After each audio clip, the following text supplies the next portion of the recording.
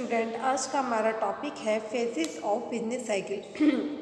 Phases of business cycle से पहले हमने इसमें पढ़ा है कि monetary theories of trade cycle क्या होता है। जो किन्स हैं उन्होंने ट्रेड साइकिल के बारे में क्या क्या बताया है उसके बारे में एक बार रिपीट करते हैं, फिर इसके फेजेस पढ़ते हैं। किन्स ने क्या बताया है कि उपभोग पर किया गया व्यय समाज की आय और समाज की उपभोग प्रवृत्ति पर निर्भर करता है। कि जो हमारा समाज है, जो हमारी सोसाइटी है, वो कितना किसी चीज़ का कंजम्पशन कर रही है, ये वहाँ के कंज्यूम करने वाले लोगों के ऊपर डिपेंड करता है।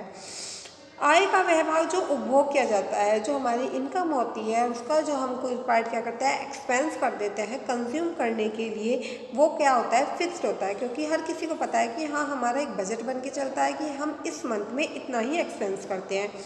क्योंकि उपभोग पर वह जो उपभोग की आदतों, जो उपभोग कर रहा है, जो कंज्यूम कर रहा है, उसकी हैबिट्स के ऊपर, हमारा जो टैक्सेशन सिस्टम है उसके ऊपर, डिस्ट्रीब्यूशन ऑफ इनकम जो होती है, इन सब चीज़ों के ऊपर क्या होता है, डिपेंड करता है।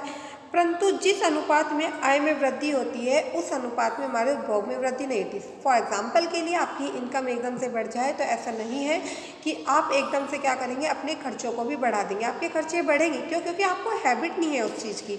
आप क्या करेंगे, आपकी इनकम बढ़ेगी, उसके बाद धीरे धीरे आपके क्या होंगे, खर्चे बढ़ने लगेंगे। परंतु जिस अनुपात में आय में वृद्धि होती है उस अनुपात में कभी भी क्या हो सकती है, हमारे उपभोग में वृद्धि नहीं हो सकती है। सेकेंडली, अगर हम बात करें, आय बढ़ने के साथ साथ और उपभोग में भी अंतर बढ़ जाता है। क्या होता है, अंतर बढ़ता है, पर वह जो डिफरेंस बढ़ता है वह धीरे धीरे करके बढ़ता है, जिसे पूरा करने के लिए हमें क्या होती है, इन्वेस्टमेंट की नीड होती है। आप लोग करते हैं, कई बार आपकी इनकम बढ़ गई, आपके खर्चे एक जैसे हैं, तो आपका जो होता है सेविंग का पार्ट बढ़ जाता है। सेविंग का पार्ट बढ़ने से डेफिनेटली सी बात है कि हमारा क्या हो जाएगा, इन्वेस्टमेंट भी बढ़ना स्टार्ट हो जाता है। यदि उपभोग की प्रवृत्ति ऊंची है तो उपभोग पर व्यय भी अधिक होगा। अगर लोग क्या कर रहे हैं, ज़्यादा कंज्यूम कर रहे हैं, लोगों को वहाँ की ज़्यादा चीज़ें कंज्यूम करने की हैबिट है, तो डेफिनेटली सी बात है कि वहाँ पे क्या होगा, जो हमारे उपभोग हैं उनके ऊपर भी अधिक व्यय होगा। और रोजगार को उच्च स्तर पर कायम रखने के लिए अधिक मात्रा में विनियोग की आवश्यकता पड़ेगी। और रोजगार जो है उसको हमें क्या करने के लिए, सही रखने के लिए हमें क्या होगा, अधिक इन्वेस्टमेंट की नीड होती है।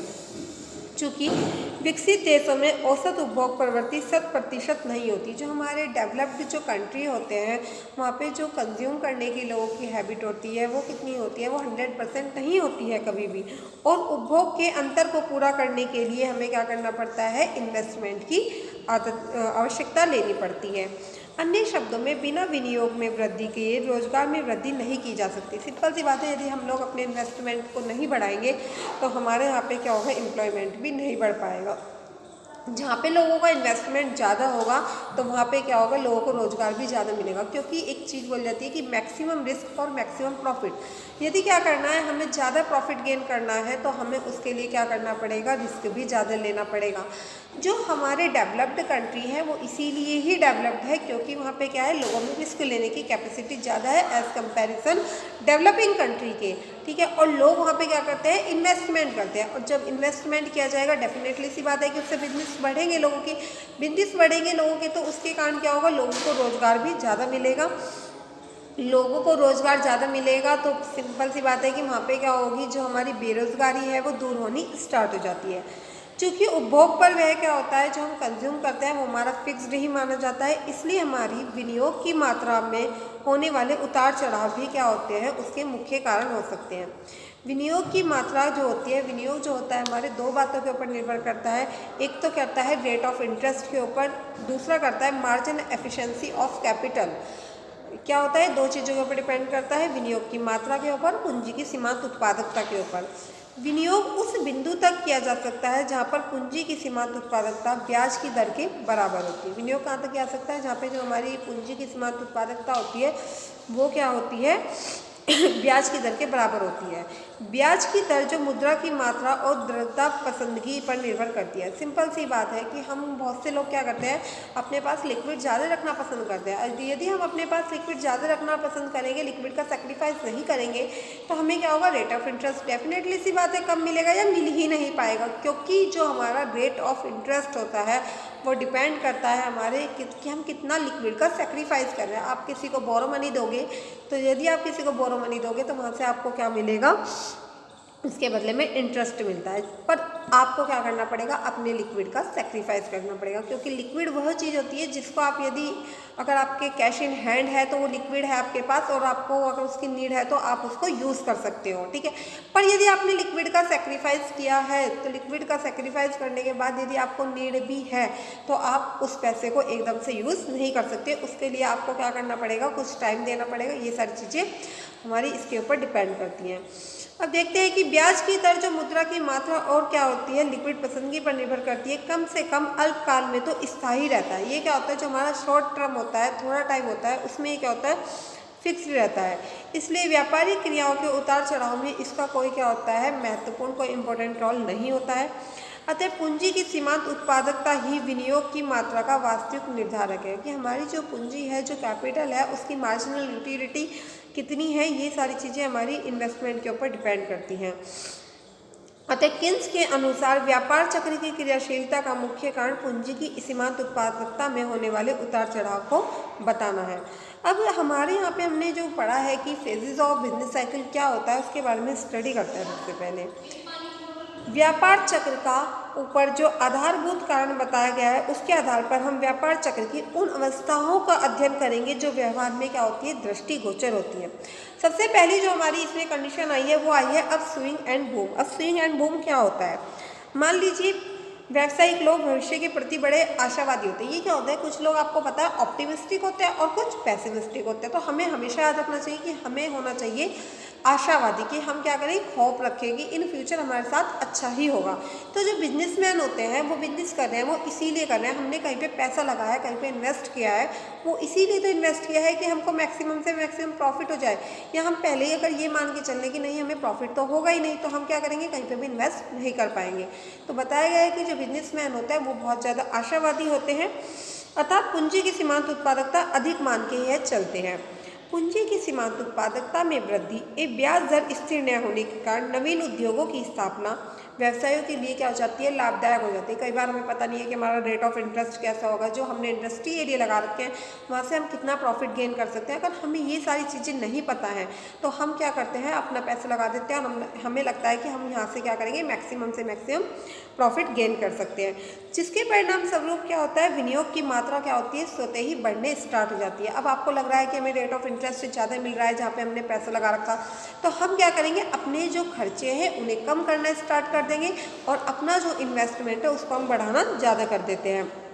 विनियोग में वृद्धि के कारण रोजगार एवं उत्पादन में वृद्धि होती है। डेफिनेटली सी बात है कि अगर आप कहीं पे विनियोग कर रहे हैं तो आपके क्या होगी, रोजगार में भी वृद्धि होनी स्टार्ट हो जाती है। गुणांक भी क्रियाशील हो जाते हैं, जो आय में वृद्धि वास्तविक विनियोग से कई गुना अधिक हो जाती है। कई बार क्या होती है, इतनी आपकी इनकम भी नहीं होती है जहाँ पे आप कहीं पे जॉब कर रहे हो, और यदि आपने इन्वेस्टमेंट कर रखा है तो वहाँ पे आपको रेट ऑफ इंटरेस्ट ज़्यादा मिल जाता है। आर्थिक प्रसारण की यह प्रक्रिया तब तक चलती रहती है जब तक कि तेजी अपने चरम शिखर तक नहीं पहुँच जाती है। कब तक चलती रहती है, जबकि हमारी जो तेजी है वो अपने चरम शिखर तक नहीं पहुँच पाती। सेकंड आता है हमारा डाउन स्विंग एंड क्राइसिस, जिसे हम अधोगति एवं संकट की अवस्था के नाम से भी जानते हैं। कि यह क्या चीज़ होती है, जब आर्थिक प्रसारण की प्रक्रिया तेजी के शिखर पर पहुंच जाती है, जो हमारा इकोनॉमिक जो प्रसारण हो रहा है वह क्या होती है, अपने टॉप पे पहुंच जाती है। तो उस टॉप पर कुछ ऐसी आर्थिक शक्तियाँ एक्टिव हो जाती है, इकोनॉमिक एक्टिविटीज़ जो होती हैं वो एक्टिव हो जाती है, जो पूंजी की सीमांत उत्पादकता को गिराने के लिए बाध्य कर देती है। जो हमारी कैपिटल होती है उसकी जो सीमांत उत्पादकता होती है वो उसको गिराने के लिए क्या कर देती है, बाध्य कर देती है। ये शक्तियाँ जो है निम्न है, पावर पर्सन। जैसे जैसे विस्तार की प्रक्रिया बढ़ती है वैसे वैसे पदार्थों एवं उपकरणों के बढ़ते हुए अभाव के कारण उत्पादन की लागतें भी बढ़ने लगती है। सिंपल सी बात है, क्या होगा, जैसे जैसे क्या होगा, विस्तार बढ़ेगा, ठीक है, कि जो प्रोडक्शन हाउस है वो वहाँ पे जो प्रोडक्ट बन रहा है उसका विस्तार होने लग रहा है, तो वैसे वैसे जिन फंक्शंस ऑफ प्रोडक्शन के द्वारा वो प्रोडक्ट बढ़ रहा है वो भी क्या बढ़ने लगते हैं, उनकी भी रेट बढ़ने लगती है। श्रमिकों की मांग भी बढ़ जाती है कि हाँ भाई इस कंपनी में ज़्यादा प्रोडक्शन हो रहा है, प्रोडक्ट ज़्यादा सेल हो रहा है, तो इनको प्रॉफिट ज़्यादा गेन हो रहा है, तो हमारी सैलरी भी बढ़नी चाहिए। ये सारी चीज़ें हमें वहाँ पे देखने के लिए मिलती हैं। उसके बाद क्या होता है, द्वितीय तीव्र औद्योगिक विकास के कारण उत्पादन इतना अधिक हो जाता है कि उसके बचने से प्राप्त होने वाली आय संभवतः ही आशाओं से नीचे गिरने लगती है। इन दोनों कारणों से पूंजी की सीमांत उत्पादकता में गिरावट आने लगती है। किन्स का विचार है कि पूंजी की उत्पादकता में गिरावट धीरे धीरे ने आकर क्या होती है, अकस्मात आती है, वो कैजुअली होती है, कभी अप कभी डाउन। इस चीज़ को हमें देखने के लिए मिलती है। पूंजी की सीमांत उत्पादकता में कमी आने से व्यवसायी जो हो जाते हैं वो निराशा, अगर पूंजी की सीमांत उत्पादकता बढ़ रही है तो जो बिजनेसमैन होगा वो आशावादी होगा, और यदि वह गिरने लगती है तो वह भी क्या होते हैं, निराशावादी हो जाते हैं। तथा विनियोग में भी अब क्या होगा, अब आपको लग रहा है कि हमें रेट ऑफ इंटरेस्ट नहीं मिल रहा, तो जो आपने जहाँ पे पैसा लगा रखा है उसके अकॉर्डिंग आपके रेट ऑफ इंटरेस्ट नहीं मिल रहा है, तो हमें क्या होगा, हम अपना जो इन्वेस्टमेंट का जो तरीका है वो क्या करते हैं, कम करना स्टार्ट कर देते हैं। अब है रिकवरी। रिकवरी क्या होती है, पुनः उद्धार के नाम से जानते हैं इसको हम। कुछ समय तक जो पूंजी की सीमांत उत्पादकता क्या थी, हमारी निम्न स्तर पर थी, परंतु जैसे जैसे समय व्यतीत होता जाता है वैसे वैसे पूंजी की सीमांत उत्पादकता निम्न कारणों से ऊपर उठने लगती है। जो हमारी पूंजी की सीमांत उत्पादकता होती है उसके बहुत सारे रीजंस होते हैं जिसके कारण क्या होती है, वह ऊपर उठने लगती है। वो ये कि अब सामान बेकार था, हम उसमें रिकवरी करेंगे, कुछ उसमें चेंजेस करेंगे कि ऐसा क्यों नहीं हो रहा। कोई बिजनेस अगर लगता है कि हमें लॉस में जा रहा है तो हम उसके रीजंस को एनालाइज करते हैं कि वो कौन कौन से रीजंस हैं जिनके कारण ऐसा हो रहा है। उन रीजंस को एनालाइज करने के बाद उसके लिए कुछ सॉल्यूशन निकालते हैं हम।